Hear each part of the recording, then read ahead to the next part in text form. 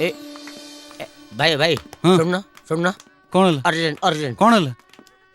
100 टଙ୍କା ଦେନା ମତେ ପିଇ ପାଗଳ ହେଇଯାଇଛ ନା କଣ ବାପା ଅଛନ୍ତି ଏଇଠି ମଦ ପିଇବ ତମେ ଦବନି ଏଇଠି ଏତେ ଲୋକ ବୁଲୁଛନ୍ତି କାହା ପାଖରୁ ମାଗି ପିସି ତୁ ପାଗଳ କୋଠି ଆଜ୍ଞା ନମସ୍କାର ନମସ୍କାର ଆଉ ଟିକେ 100 ଟଙ୍କା ଦେଲେ ମଦ ପିଇଥାନ୍ତି ମୁଁ ତମେ ତ ଅଲରେଡି ମଦ ପିଇ ସାରିଛ ଆଉ ପିଇବ କଣ ଚାପ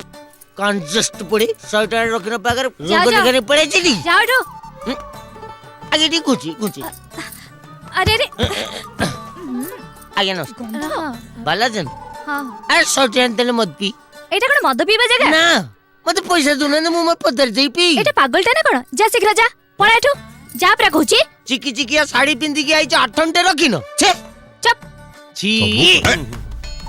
ଆଜ୍ଞା ନମସ୍କାର ଯଦି ସେଇଟା ଟିକେ ବାଜିଗଲା ମୁଁ ଟିକେ ଜାଣିପାରେ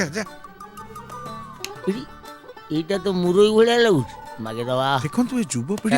ଆଜ୍ଞା ନମସ୍କାର 100 ଟଙ୍କା ଦେବ ମତେ ପିଇ ଆରେ ତୁ କିଏ ମୁଁ ତତେ କାଇଁ 100 ଟଙ୍କା ଦେବି ତୁ ଏ ବାହାଘର ଭିତରକୁ ଆସିଲୁ କେମିତି 100 ଟଙ୍କା ପାଇଁ ଏତିକି କ୍ୱେଶ୍ଚନ ହଁ? ଆପଣଙ୍କ ଜଜ୍ ଜଜ୍ ଆପଣ ପାଗଳଟା କିରେ ତୁ ତତେ ୟା ଭିତରକୁ ଡାକିଲା କିଏ ମୁଁ ଶୁଣେ ସେଇଟା ସେଇଟା କହିଦେଲେ ମତେ କଣ ଆପଣ 100 ଟଙ୍କା ଦେବେ ଆଜି ତ ଧଳା ଚୁପି ସେ ଟୋକା ସଞ୍ଜୁ